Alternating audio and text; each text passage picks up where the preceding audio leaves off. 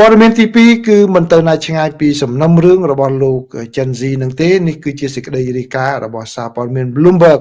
របស់សហរដ្ឋអាមេរិកហើយក៏មានសារព័ត៌មានច្រើនណានៅប្រទេសចិនហើយនិងប្រទេសដទៃទៀត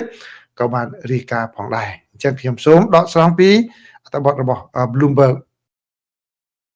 សារព័ត៌មាន Bloomberg បាននិយាយថានេះជារឿងមួយពាក់ព័ន្ធប៉ុន្តែដាច់ដោយឡែកមួយទៀតតុលាការនៅក្នុងទីក្រុងសិង្ហបុរីនៅក្នុងប្រទេសសិង្ហបុរី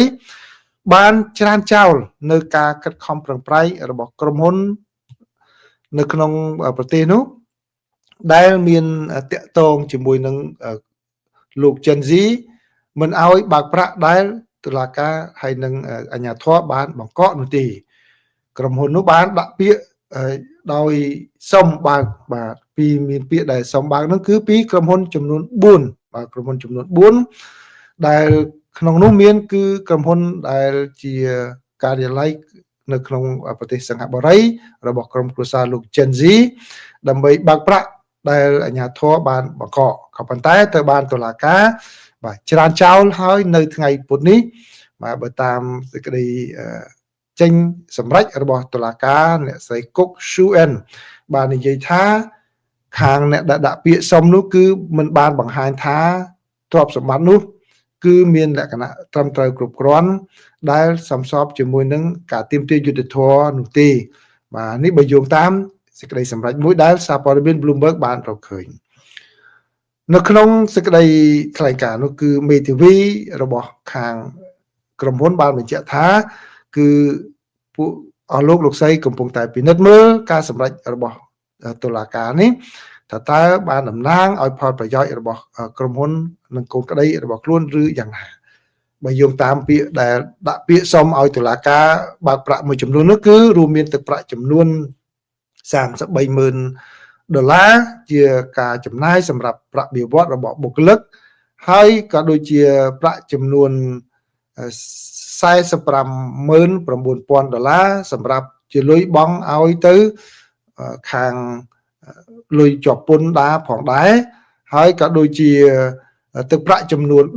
$10,000ជាប្រាក់មួយដែលសម្រាប់ការចំណាយប្រចាំខែ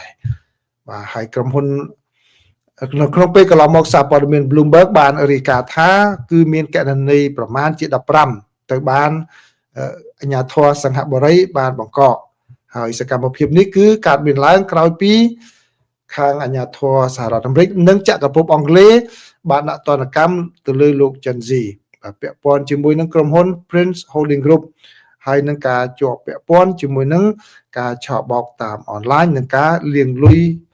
ចំនួនរាប់ពាន់លានដុល្លារហើយទឹកប្រាក់ដែលរឹបអូសបានរួមមានទឹកប្រាក់ដែលមានចំនួនប្រមាណ$3.2 លានដែលមានបង្កក់នៅក្នុងគណនីនៅក្នុងប្រទេសម៉ាឡេស៊ីមាននៅក្នុងក្រុមហ៊ុនដែលនៅក្នុងចក្រភពអង់គ្លេសផងដែរបាទហើយដែលមានទំនាក់ទំនងនឹងគ្នានេះបើយោងតាមឯកសាររបស់តុលាការហើយតុលាការបានចោទសួរអំពីសុខភាពនៃការដាក់ពាក្យសុំរបស់ខាងមេធាវីដែលមិនដឹងនេះដោយសារតែតុលាការបានយោងហេតុផលថាគឺទី1បុគ្គលិកដែលគេទាមទារថានឹងយកប្រាក់នេះដើម្បីបើកឲ្យនោះគឺបានបដិសេធមិនសហការជាមួយនឹងតុលាការដើម្បីស៊ើបសួរនោះទេដូច្នេះគេមិនអាចផ្ទៀងផ្ទាត់បានថាតើបុគ្គលិកដែលត្រូវបើកប្រាក់បៀវត្សនោះគឺពិតឬយ៉ាងណាហើយចំណុចទី2គឺតុលាការបានពិនិត្យឃើញថាទឹកប្រាក់នេះសង្ស័យថាបានមកពីការឆបោកតាមអនឡាញហើយអាជ្ញាធរក៏កំពុងតែ